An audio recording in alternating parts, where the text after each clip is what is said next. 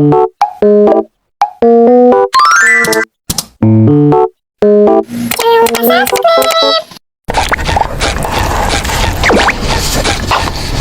saat itu, kedekatan gue sama Tama sangat intens. Sampai akhirnya kita bersahabat.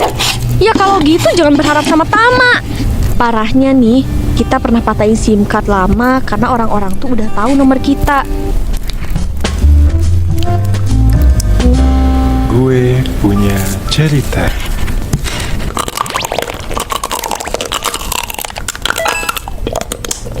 Peringatan, animasi ini dibuat dengan tujuan sharing pengalaman pribadi sang pengirim cerita. Dimohon untuk menghargai cerita tanpa menyudutkan beberapa pihak. Selamat menonton. Katanya kisah cinta di SMA, kisah cinta yang membekas. Kisah cinta dengan rasa yang terlalu dalam yang ternyata gak pernah bisa benar-benar jadi milik gue. Kehilangan dan merelakan adalah keputusan yang terbaik. Hula, kenalin, gue Rizka. Kali ini gue mau ceritain kisah cinta gue waktu SMA. Bagi gue, kisah gue lebih romantis daripada kisah Dilan dan Milea. Anjay. Cerita ini bermula di tahun 2006 di Sulawesi Selatan. Gue adalah bendahara kelas yang orang bilang kayak ibu kos kalau nagih. Apalagi ke orang yang sering telat bayar. Karena hal itu, gue jadi tahu kondisi teman-teman di kelas. Ada nih salah satu siswa laki-laki, tipe orang yang males buat ditagih. Makanya sekali nyetor langsung 3 bulan. Namanya Tama. Gak ada petir, gak ada geledek. Tiba-tiba si Tama minta nomor HP gue. Tujuannya sih ada kakak kelas yang baru pindah sekolah dan katanya suka sama gue. Dan kebetulan tetangganya dia, namanya Karifai. Di saat bersamaan, ada beberapa kakak kelas yang suka juga sama gue, bahkan sampai alumni. Mungkin gue dikenal aktif organisasi OSIS, PMR, seni drama teater, jadi banyak yang kenalin. Singkat cerita, gue pengen menghentikan pengejaran mereka dalam menggapai cinta gue. Akhirnya, pas Karifai nembak gue, ya gue terima. Jujur, sebenarnya perasaan gue ke Kak Arifai gak ada sama sekali. Gue sering diajak ketemu dan ke rumahnya, tapi gue ogah-ogahan mulu. Gak sampai sebulan pacaran, doi minta putus. Karena katanya gak tahan sama sikap cuek gue. Dia curhat lah tuh ke Tama, dan Tama nyampein ke gue. Sejak saat itu, kedekatan gue sama Tama sangat intens. Sampai akhirnya kita bersahabat. Naik kelas 2, kelas kami terpisah. Tama di kelas IPA 1 dan gue di IPA 2. Tapi Tama sering ke kelas gue, sekedar cerita atau belajar bareng. Karena waktu itu gue aktif ikut organisasi sampai nilai rapor gue anjlok. Gue di situ mulai ngerasain fase burnout. Bahkan gue sering pingsan di kelas dan dia langsung lari ke kelas gue walau dia lagi ada guru. Udah kayak SpongeBob sama Patrick banget dah kita. Naik kelas 3, tiba-tiba dari kejauhan gue lihat Tama jalan sama temen cewek sekelasnya, namanya Vira. Entah kenapa lihat itu hati gue kayak ada yang motong jadi 12. Rasanya nyesek banget. Masa iya gue cemburu sama kaca spion sih? Mana mungkin cemburu. Kita kan udah kayak tai.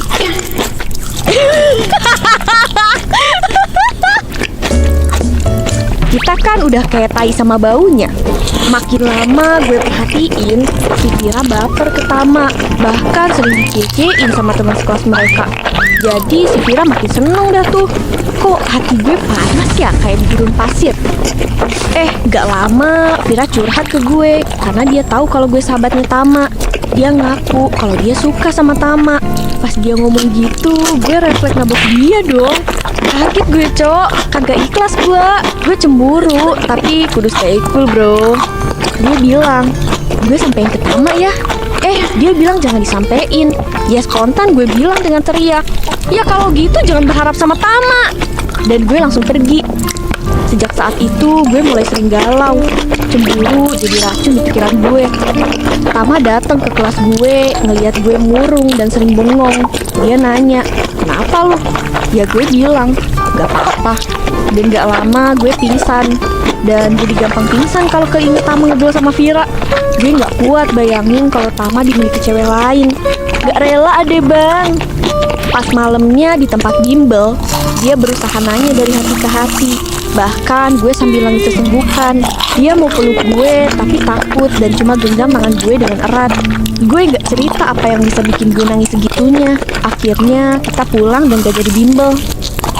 Akhirnya lewat SMS gue curhat ke Tama. Gue suka sama seseorang, tapi kayaknya dia gak mungkin suka gue balik deh. Terus dia nanya, sama siapa? Kenapa gue gak pernah tahu? Gue jawab, namanya Tama. Dia spontan ngakak. Lah, itu gue, kocak, yang bener aja lu. Ya gue dengan lantang bilang, iya lu, masa keong? Pas ngirim itu gue langsung lempar HP dan ngumpet di bawah selimut. Kayak abis ngelempar granat, jir, deg-degan banget. Terus gue lihat ada notif baru nih dari dia. Pas gue baca isinya, gue juga sayang sama lo. Gue nangis gemeter. Akhirnya dia nembak gue. Rasanya indah banget. Berasa jadi Princess Anna sama Kristoff lagi di kastil sambil dadah-dadah sama rakyat. Bener-bener gue dijagain sama Tama. Dan dia kenalin gue ke ortu dan keluarganya. Tapi lama-lama hubungan kita jadi toksik. Kita sama-sama cemburuan, overprotektif parah. Kita bisa dibilang saling mengikat satu sama lain secara emosional. Dan ironisnya kita nggak sadar kalau itu awal kehancuran.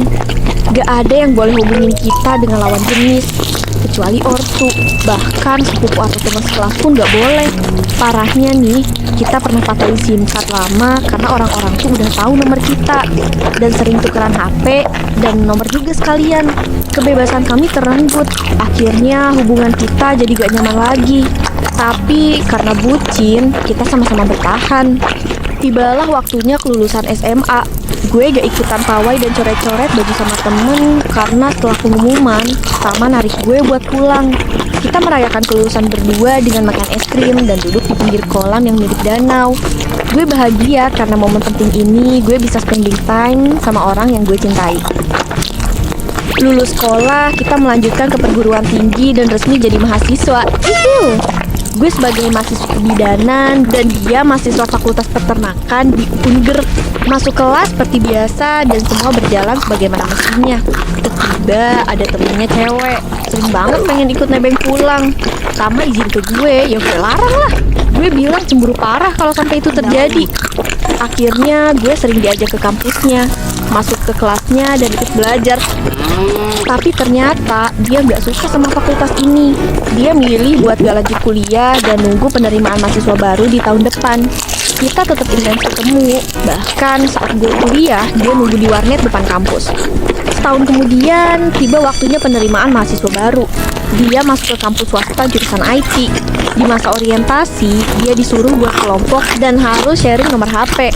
Akhirnya tanpa gue tahu, temen-temennya pegang nomor dia. Mungkin karena kita SMS dan teleponannya cuma kita berdua, makanya pertama kali di SMS temen ceweknya malah salah kirim ke gue. Ketahuan deh. Dan gue tantrum kayak anggota DPR Konoha gak jadi naik tunjangan. Maksud gue, kok lu gak jujur coba? Kan siapa tahu gue gak semarah ini. Terus dia minta maaf. Gue tanya lah siapa nama cewek itu, tapi dia gak mau sebut. Gue paksa pun dia gak mau ngomong. Ya cewek kalau diginiin langsung jadi anggota FBI yang handal dadakan. Gue cari tahu deh tuh. Dan gue menemukan nama cewek itu. Namanya Irna. Udah ketahuan kan tuh. Gue tetap paksa dia buat nyebut temen ceweknya itu. Dan dia tetap gak mau nyebut. Akhirnya gue ngomong begini, kalau lu gak mau nyebut, artinya kita harus putus. Karena lu udah melanggar komitmen yang kita buat sedari dulu. Memang gue udah tahu namanya, tapi dia milih ngelindungin Irna daripada mempertahankan hubungan ini yang udah nginjek 2 tahun. Kata-kata dia terakhir masih terngiang di kepala gue. Dia bilang, maafin aku Riz, aku bakal fokus kuliah, I love you. Dan detik itu juga kita resmi putus. 2 bulan setelahnya gue kecelakaan dan harus dioperasi karena tulang pergelangan kaki gue retak parah. Dalam hati gue berharap banget dia datang ngejenguk, tapi yang datang ortu dan kedua saudaranya, dan dia gak datang. Itu lebih sakit daripada kecelakaan ini. Berarti dia udah ngelupain gue gitu aja. 7 bulan kemudian gue sembuh dan lepas tongkat. Gue ngelanjutin hidup gue sambil berusaha ngelupain dia. Gue pun pacaran sama Kak Syafiq. Dia baik dan treat gue kayak princess. Dia seorang anak yatim piatu yang dirawat sama kakak tirinya sedari dia baik. Dia hanya lulusan SMA. Itulah hal yang ngebuat waktu gue menolak keras hubungan gue sama Kak Syafiq. Pas gue KKN, Kak Syafiq singgah ke pos gue untuk sekedar bawain gue cemilan yang buat CRT itu. Setiap dia gajian, gajinya semua dikasih ke gue. Cuma sayangnya kalau ngobrol emang agak kurang nyambung orangnya, kurang bahan. Hubungan kita pun hanya berlangsung setahun tanpa kata putus. Gue ninggalin dia karena bapak gue jodohin gue. Gue dijodohin sama guru PNS yang sesuai sama kriterianya, namanya Damar. Dan kita menikah setelah gue wisuda. Setelah menikah, gue ikut suami di daerah. Gue juga aktif jadi bidan desa dengan status honorer. Setahun jadi bidan, gue ngerasa ini bukan panggilan jiwa gue. Gue memutuskan berhenti dan minta ke bapak untuk lanjut menyekolahkan gue lagi. Di tahun 2014, gue kembali kuliah di Fakultas Kesehatan Masyarakat di salah satu universitas swasta nomor 1 di Makassar. Di tengah perkuliahan, gue scroll Facebook dengan gemetaran. Gue lihat nama dan foto Tama. Gue heran, kan dia nggak suka main sosmed. Akhirnya gue inbox lah akun itu. Dibales dong. Gemeteran tangan gue baca balasan itu. Setelah 4 tahun kita lost kontak. Kita saling bertukar kabar. Ternyata saat itu dia pacaran sama Irna, yang jadi penyebab putusnya hubungan kita. Kita pun sahabatan kembali. Dia mulai kerja sambil kuliah. Setelah ngambil jurusan IT, ternyata hidupnya makin berkembang pesat. Lama-lama karena sering bersama, akhirnya perasaan kita kembali tumbuh. Dia putus dan kita lebih intens bareng-bareng tiap weekend dibanding gue sama suami gue. Berlanjut sampai 2016, dia akhirnya ngomong, kalau kamu lebih bahagia sama aku, lebih baik kamu nikah sama aku ya. Urus perceraianmu mulai dari sekarang. Aku dan keluarga masih mau nerima kamu. Aku tunggu prosesnya. Anjir, ketiban duren sepohon-pohonnya ini mah gue. Denger dia ngomong gitu, jelek banget rasanya. Antara bahagia dan dilema. Air mata gue berurai deras. Gue memang masih sayang sama dia, tapi bapak gue pasti gak setuju. Di pernikahan ini, emang sih gue gak bahagia, tapi gue juga mau bercerai karena faktor internal, bukan karena Tama. Beberapa hari gue diteror Tama dengan pertanyaan, apa kamu udah ngegugat? Karena aku udah nyiapin semuanya. Aku gak sabar buat nikah. Gue pun bilang ke Tama, kamu silakan aja cari perempuan lain untuk kamu nikahi. Dengan syarat perempuan itu gak boleh orang yang aku kenal. Toh bercerai dalam waktu dekat ini sepertinya gak mungkin. Dia pun mengiyakan syarat itu. Setelah itu kita kembali lost kontak. Dia fokus cari perempuan lain yang jaraknya 5 kabupaten dari daerah kami, saking menghargai permintaan gue. Dia betul-betul ingin memastikan kalau perempuan tersebut gak gue kenal. Bukti bahwa dia sangat menyayangi gue. Gak lama setelah Tama menemukan perempuan itu, bapak gue meninggal dunia. Di saat itu juga dia melamar perempuan itu. Di tahun 2017, Tama melangsungkan pernikahan dengan perempuan itu yang sekarang jadi istrinya. Gue dengan besar hati mendampingi di semua rangkaian acaranya, mulai dari mapaci, bahkan menuju akad pun dia jemput gue untuk menyaksikan pernikahannya. Di mobil kita bercanda, kamu udah hafal ijab kabulnya belum? Nanti malah sebut nama aku lagi. Dia tersenyum tegang. Di saat resepsi pun gue hadir sama mama. Dia udah mulai ceria dan tersenyum lebar. Entah dari mana perasaan ikhlas ini. Gue sangat bahagia lihat dia di pelaminan sama istrinya. Vira juga hadir di resepsinya Tama. Setelah resepsi Tama, gue ngehapus nomornya untuk ngejaga perasaan istrinya. 2 tahun kemudian, di tahun 2019, akhirnya gue pun resmi bercerai. Dan gue akhirnya menemukan laki-laki yang gue cintai, ternyaman, dan gak overprotective. Tahun 2020, dia ngelamar gue, dan di tahun 2021, kami menikah. Saat ini gue udah jauh lebih bahagia. Tama saat ini udah punya 2 jagoan. Untuk Tama, sehat dan sukses selalu bersama keluargamu ya. Terima kasih pernah menjadi kisah terindah di hidupku. Takdir Tuhan lebih besar dari rencana manusia.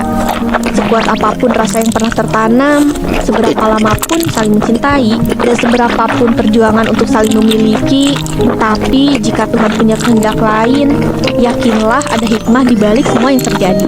Gak perlu ngotot dan berdoa, ya Tuhan kalau dia jodohku tolong deketin, tapi kalau bukan jodohku juga gak apa-apa, please deketin aja. Emang kenapa? Wah, gak boleh ya kayak gitu ya. Ingat ya guys, gak perlu memaksakan keadaan agar sesuai dengan keinginan, karena Tuhan Maha Tahu dan Maha Penentu yang baik. Sampai di sini akhir cerita gue. Semoga kalian bisa memetik hikmah di setiap kejadian apapun yang kalian alami. Sampai jumpa di video gue punya cerita selanjutnya ya. Bye bye, see you.